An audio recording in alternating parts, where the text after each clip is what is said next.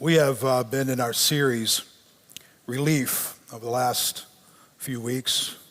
Let me get that. There we go. All right. And if you're just joining us, I encourage you to go to our website. You can go to our YouTube channel, check out the first three parts. It's actually part 4 of this continuing series. You know, over the last few weeks, if you've been here, then you know we've been talking about relief, how grace is better than pressure. And this week, that isn't theoretical. Some of us are living in the kind of week where try harder theology just collapses around our feet. You know, the older I get, the less certain I become. And I thought it would be the opposite. I thought doubts and deep questions about life and God would fade away. And as I got older, most questions would be answered. And then in my 50s, I would basically be question-free. I assumed I would have an overall certainty at this stage of life. And I assumed wrong. Years of reading, pursuing education, personal experience answered many questions, dissolved many doubts. But I got to be brutally honest. There are other things I've learned and experienced that ask new questions and stir different uncertainties. I've lived long enough and I've been through enough to know this life will never answer all the questions, nor will it silence all the doubts. The tension created by the whys and the how comes will remain. It will decrease and it will increase, but it will not disappear. But what has disappeared is my relentless need to figure it all out. Experience does that.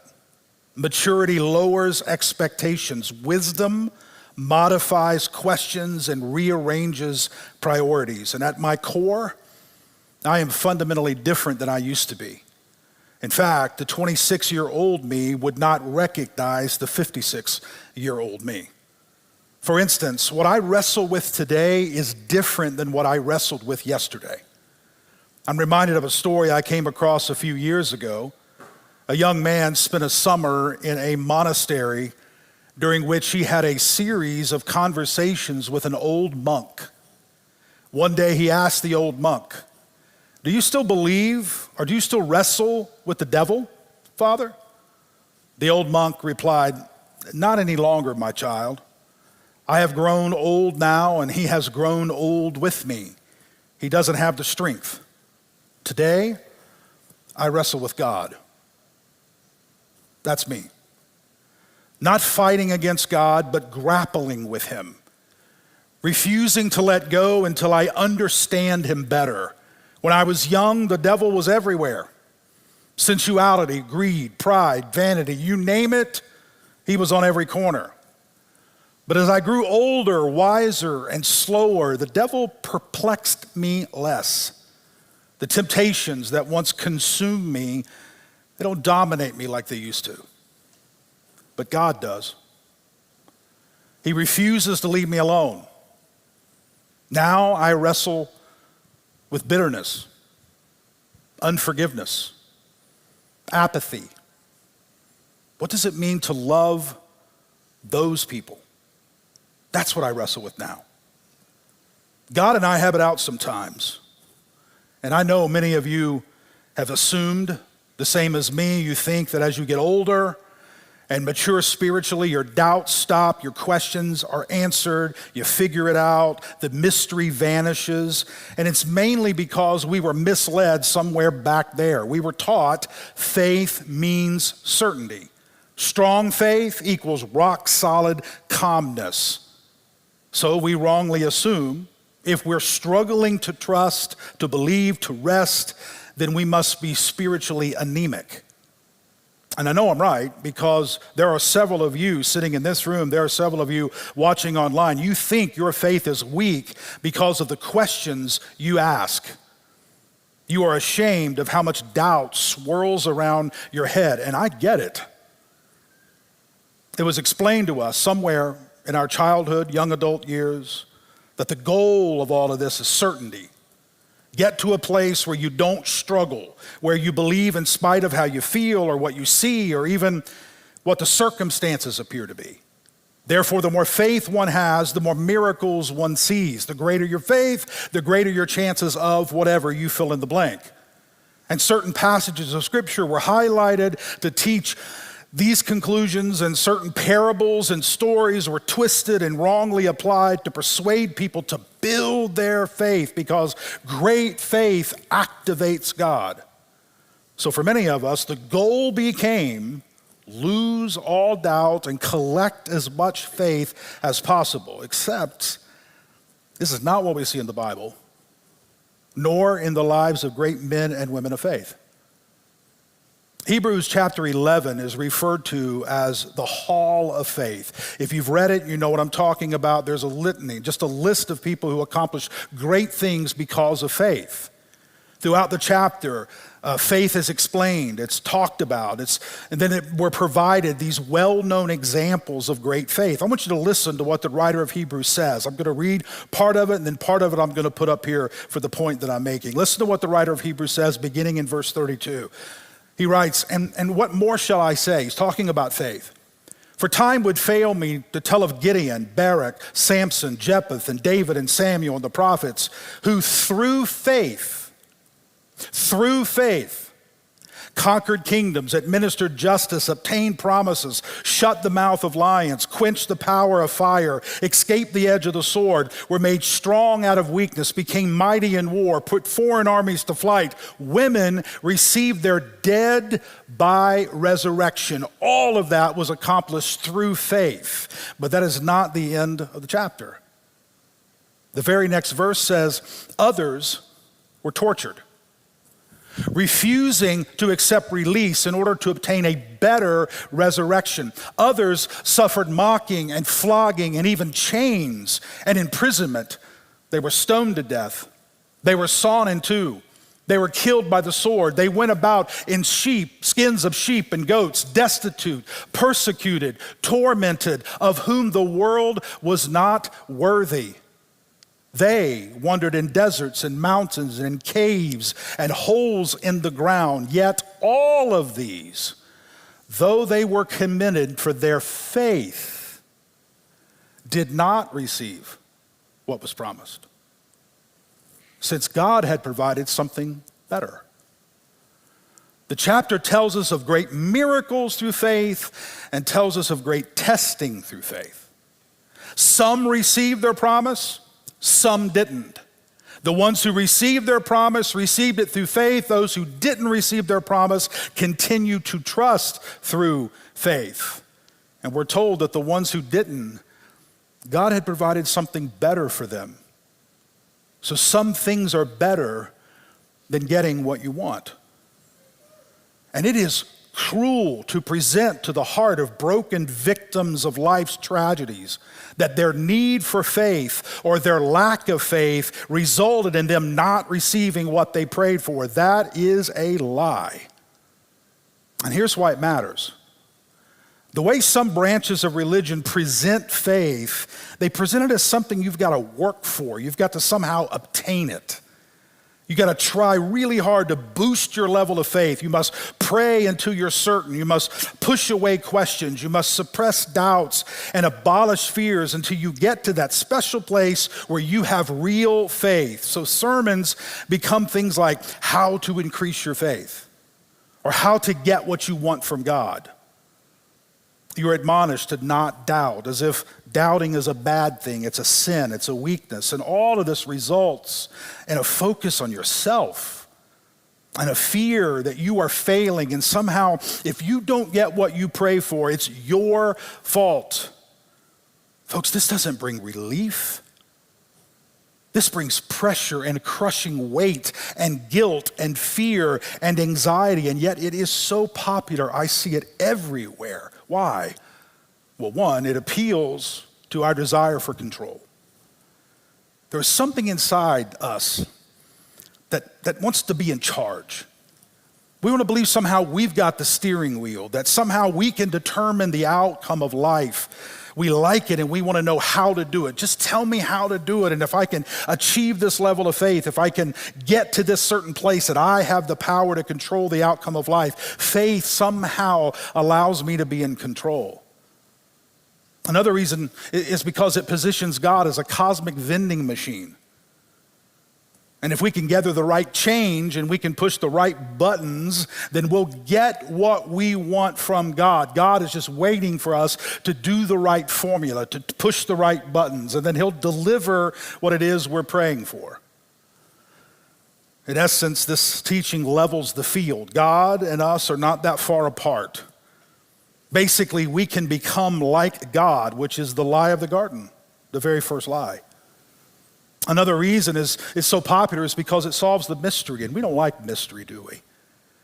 We like answers. We like to predict, to understand, to know what's happening and why it's happening. And here's why I'm bringing this to you this morning, is because if we hold to this wrong view of faith and God, some of us are going to lose our faith. And we're wrongly going to conclude that there's no bigger story unfolding than the one we see. Now, before we get to the main story today, I want to show you an interaction Jesus has with his disciples about faith and the power of faith, but it might be different than what many of you were led to believe about faith. This comes from Matthew 17. A man brings to Jesus his son who is suffering from seizures so badly that his son falls into the fire, falls into the river, other bodies of water nearby. The father desperately wants his child healed. So the father takes his son to the disciples and they pray for his son to be healed, but his son is not healed. So the father is exasperated and he takes his son to Jesus and brings him to Jesus, and Jesus prays and immediately the boy is healed. And the disciples pull Jesus aside privately and they say, "What's wrong with us? Why couldn't we heal him?" They don't understand. They prayed for him, but nothing. Jesus prays for him, and immediately he's healed. Why the difference? And Jesus says this famous line, the line emblazoned across the shirts that are being offered to support Reese Meggs right now. It's Matthew 17:20. Jesus says to his disciples, if you had faith the size of a mustard seed, you could tell this mountain to move and it would move. Nothing would be impossible for you. There is so much truth packed in this comment. I want you to notice Jesus did not tell them that the problem is they needed more faith. He didn't say, what you need is great faith. The reason you couldn't heal the boy is because you didn't have great faith. He didn't say, you can only see amazing things happen if and when you grow your faith and overcome all doubt and have no more questions. No, that's not what he said. He said to his disciples, guys, listen to me. If you had faith the size of a mustard seed, if you had faith that was just so little you could barely see it, just a little tiny seed, if that is all the faith you had, that would be enough to move a mountain. You can have a small amount of faith, so small you can barely see it, but if your small faith is true and rightly placed, not in yourself, not in your abilities, not in your thinking that prayer is like magic. If the faith you have is true, it is enough. You are not required to have lots of faith before anything good happens. You are required to have the right kind of faith, and even a small amount of the right kind of faith shakes the earth. And I've grown to believe that all spiritual growth, all spiritual maturity, all reading of the scriptures, going to church, giving, serving, worship, praying, all of it is about forming us into people who have the right kind of faith. And I define faith as simply as I know how is this: no matter what, I trust God. I trust him with my sins. I trust him with my failures. I trust him with my mistakes. I trust him to be exactly who he says he is and to do exactly what he says he will do. I trust him. No matter what I feel, no matter what I see, no matter what the circumstances appear to be in front of me, I trust him. And when we get to that place, nothing on earth or hell can provoke us. 2 Timothy 1, Paul writes and says, and God chose me to be a preacher, an apostle, and a teacher of this good news. That is why I am suffering here in prison, but I am not ashamed of it, for I know the one in what? Whom I trust. And I am sure that what? He is able to guard what I have entrusted to him until the day of his return. Faith means no matter what, I trust him. When I was a young man, I didn't trust God. Honestly, I didn't even really focus much on God. I thought I did. But I was more focused on fighting the devil. I wrestled with desires and wants and dreams. I wrestled with the idea of God. I was trying to figure out the formula, crack the code, somehow get what I wanted from God, whether it's a miracle or whether it's the mess inside of me. I just wanted to somehow be able to figure out which strings to pull, which buttons to push, which knobs to turn to get from him what I wanted. Not anymore.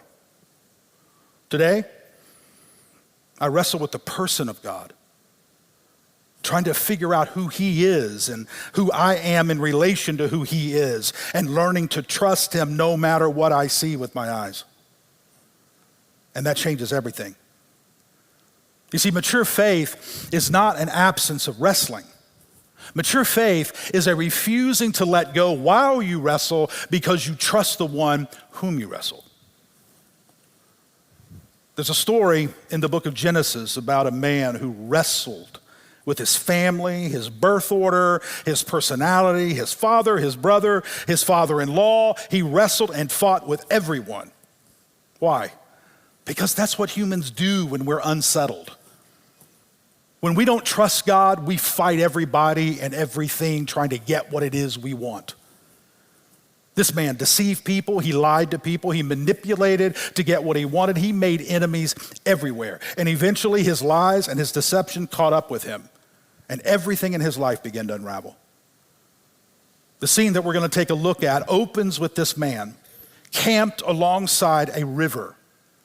He's unable to sleep, he's tossing and turning, he's waiting for the sun to rise, knowing his brother is just on the other side of the river, and he has deceived his brother, he's cheated his brother, and his brother is planning to confront him the next day for the pain that he has caused him for years.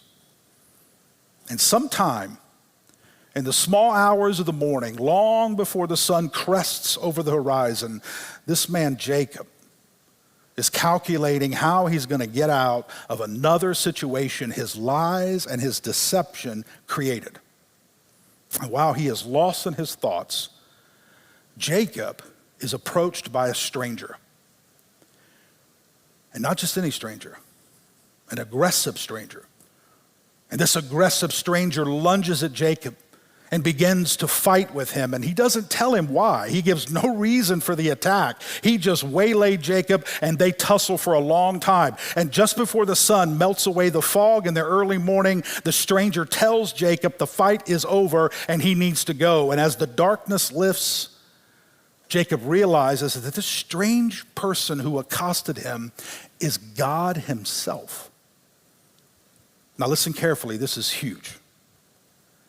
What happened this night that I just described on the riverbank between Jacob and the stranger, a wrestling match between God and Jacob, has been happening in Jacob's heart for years.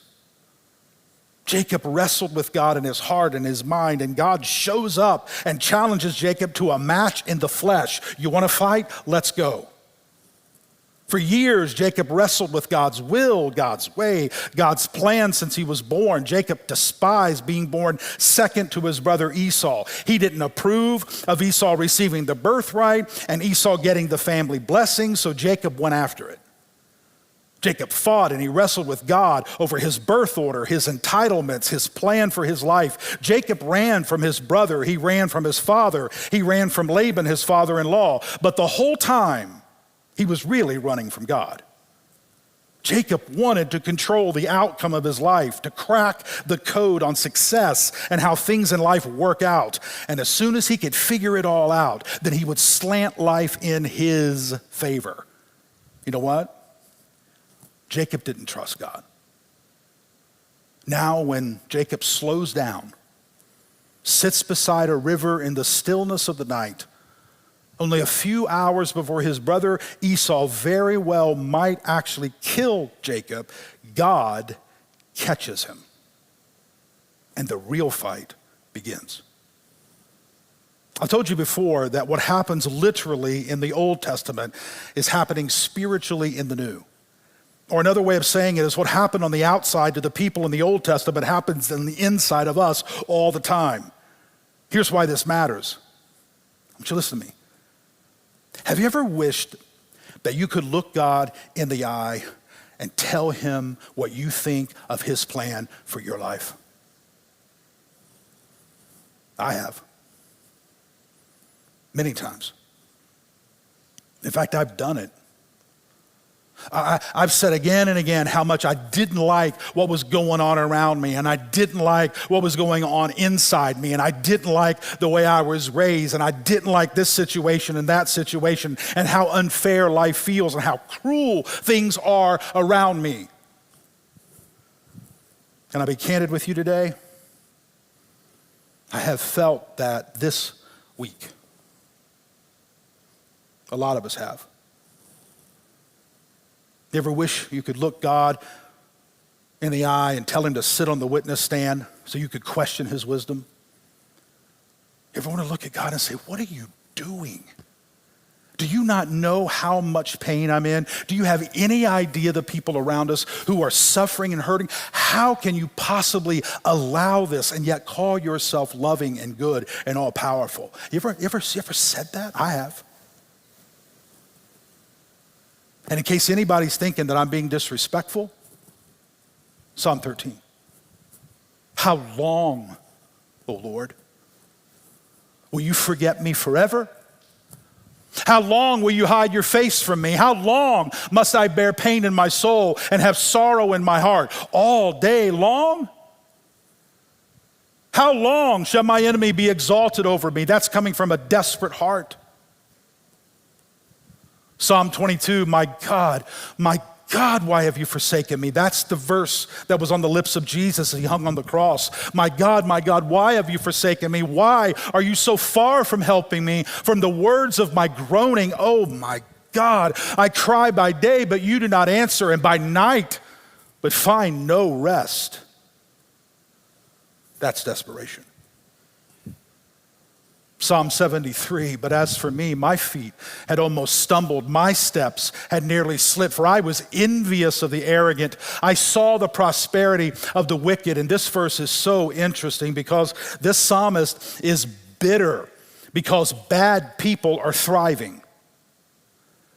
He's not confused about suffering. He is angry about injustice. And he later admits this, all in vain have I kept my heart clean.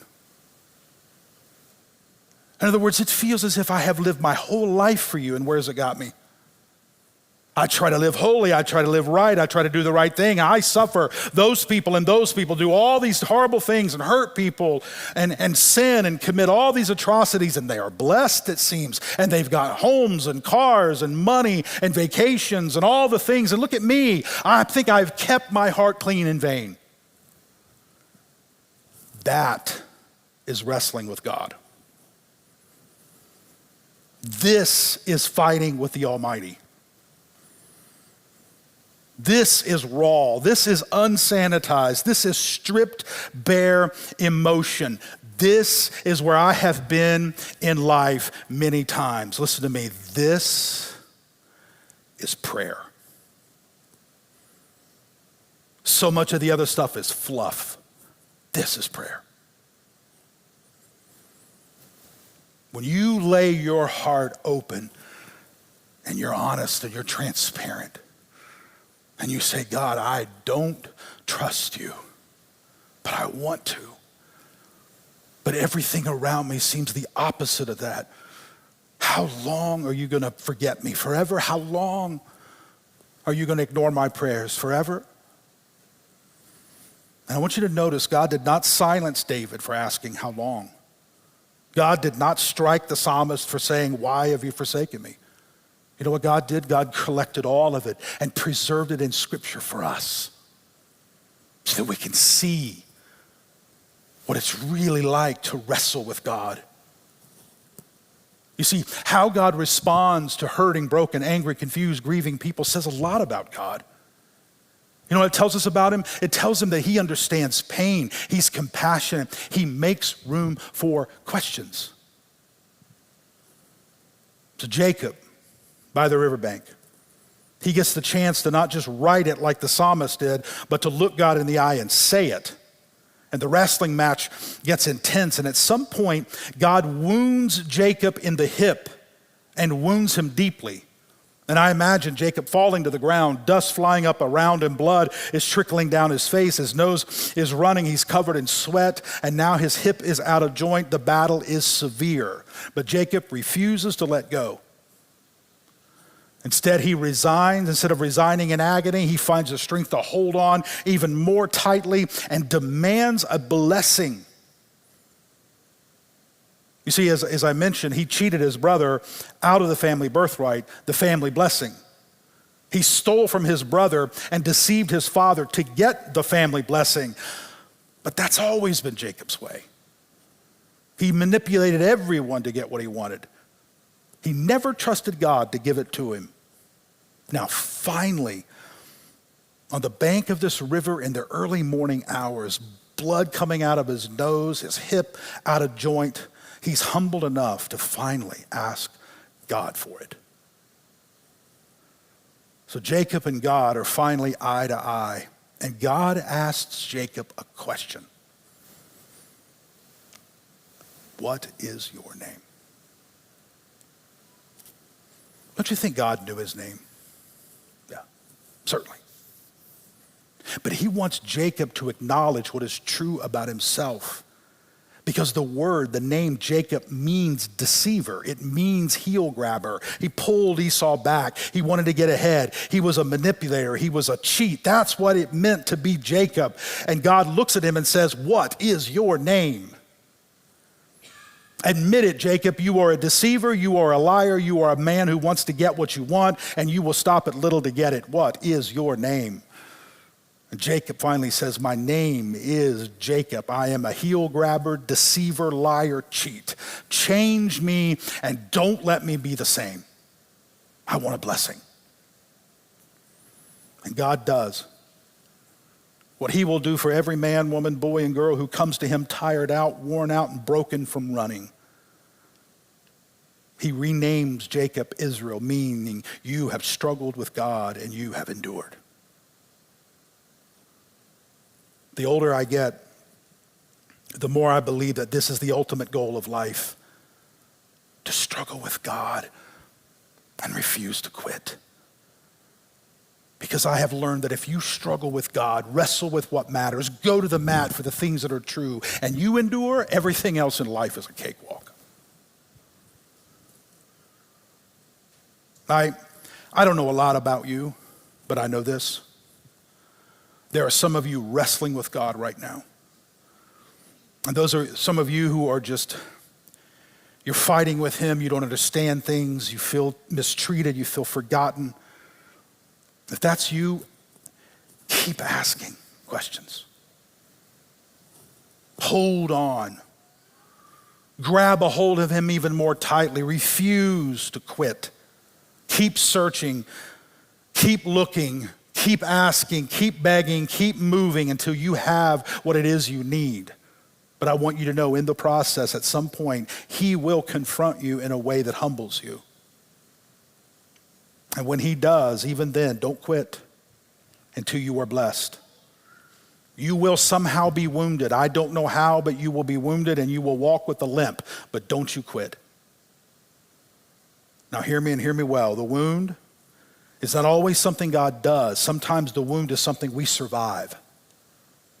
Some of you have survived some horrible things in life, and God used those horrible things in life to bring you to the place where you are now, and your heart is humble, and your mind is open, and you're open to the things of God, but you still walk with a limp.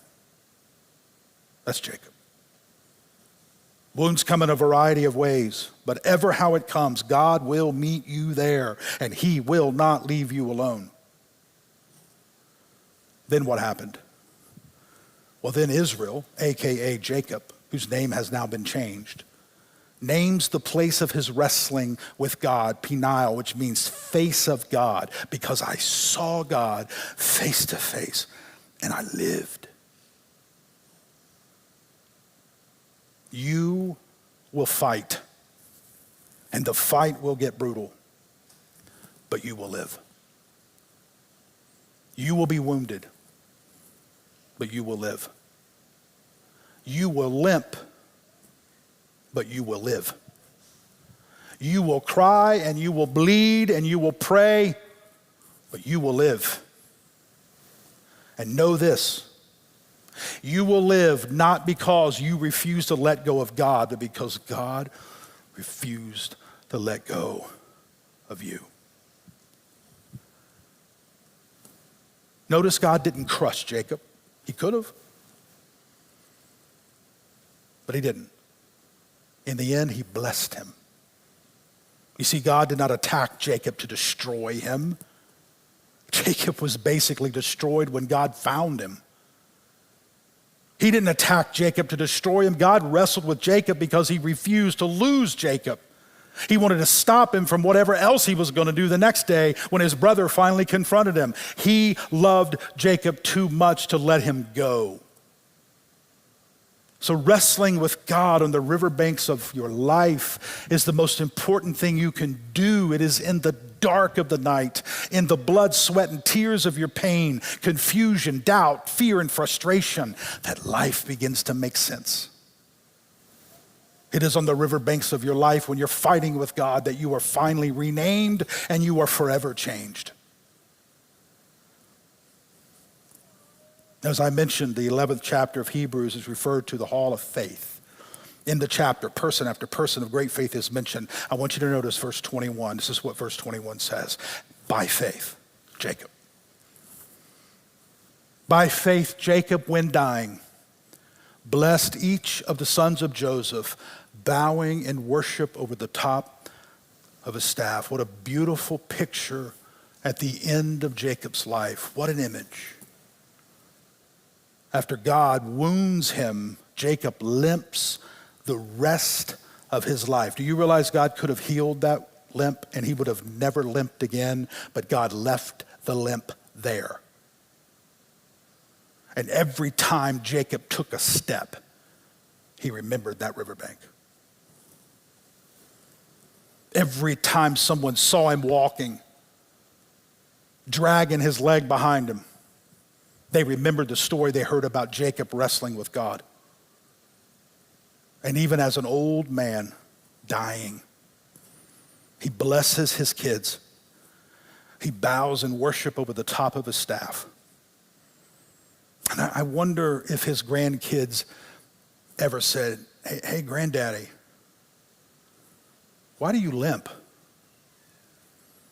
And he says, sit down, son. Sit down, sweetheart. I got a good, long story to tell you. I want to tell you a story about how God changed a stubborn, jealous, deceitful man filled with doubt into a man who trusts no matter what. And you need to hear this story. Don't we all? Don't we all? Let's pray. Father, there are some of us sitting in this room, standing in this room, watching from home, and we are wrestling with you right now. We are fighting. We've spent so much of our life trying to get what we want our way. We have pushed people, manipulated people, possibly lied to people, cheated people, ourselves. We've covered, we've cloaked, we've hidden, we've done everything we can to get what we want, and we are just fighting. Some of us are on that riverbank. We don't know what tomorrow holds as we have to face some of the things that we've done, and some of those things are coming back to get us. Some of us are right in the throes of fighting with you, arguing with you, trying to hold on, and finally coming to a place that we beg you and ask you to change us. God, we're in different places. God, I pray you meet us wherever we are. Meet us on our riverbank. Wound us if you must. Slow us down if you must. Bring us to a place where we trust you, no matter what. And Father, those of us who have a limp, we limp everywhere we go. Our past sometimes haunts us. People we see reminds us of our past. Things that we've done humiliate us at times, and all of those seem to act like a limp. We can't run as fast. We can't go as fast as we used to. But Father, may we never be ashamed of the limp if it brought us to you. May we never be ashamed of the limp if that's what it took to get us to a place that we could trust you. Speak into every person's life and heart, whether they're in this room or whether they're home or wherever they're watching. Speak into their life and remind them that you are with them. And even if you catch us on the night before all hell breaks loose in our life and you engage us in a fight, you do it because you love us. And you're in the process of changing us, renaming us, making us whole. We ask all of these things in the name of Jesus. Amen. Hey, today is the first Sunday of March, and on the first Sunday of every